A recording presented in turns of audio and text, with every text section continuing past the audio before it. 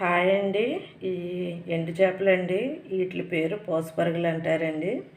దీన్ని కూర వండుకున్నా బాగుంటుంది, ఫ్రై చేసుకున్నా. ఇప్పుడు వీటిని మనం ఎలా బాగు చేసుకోవాలో చూపిస్తా. ఈ చేపని ఈ సైడ్ అన్నీ తీసేసుకుని తలకాయ తీసుకుంటే అయిపోద్దండి. ఇప్పుడు చూద్దాం. తీసేసుకున్నానండి చేపలన్నీ, తలకాయ ఇవి తీసుకుని అవి పక్కకి వేస్టేజ్ అండి.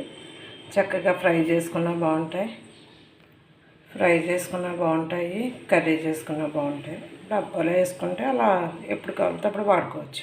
కొన్ని వేడి నీళ్ళు వేసి శుభ్రం చేసుకుందామండి, బాగుంటుంది. చక్కగా కడిగేసుకున్నానండి. ఇప్పుడు మనం ఫ్రై చేసుకుందాం. వీటిని కొద్దిగా ఆయిల్ పోసుకుందామండి. ఫ్రై చేసుకుంటే బాగుంటాయండి. పప్పులోను, మనకు పప్పుచారులోను, సాంబార్లోను అయితే చాలా బాగుంటాయి. నాకు ఫేవరెట్ అండి ఇవి. వేగిపోయినాయండి. ఉప్పు చేపలు కాబట్టి కొంచెం ఉప్పు ఉంటుంది, అందుకే మనం తక్కువ వేసుకుంటే బాగుంటుంది.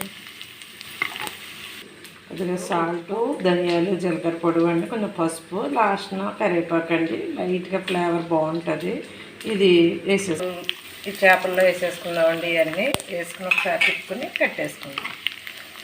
టేస్టీ ఎండు చేపలు వేపుడు రెడీ. చూడండి, ఇప్పుడు కొంచెం ఆయిల్ కనబడుతుంది. చల్లారిపోతే ఆయిల్ కూడా కనబడదండి. టేస్టీ ఎండు చేపలు అండి.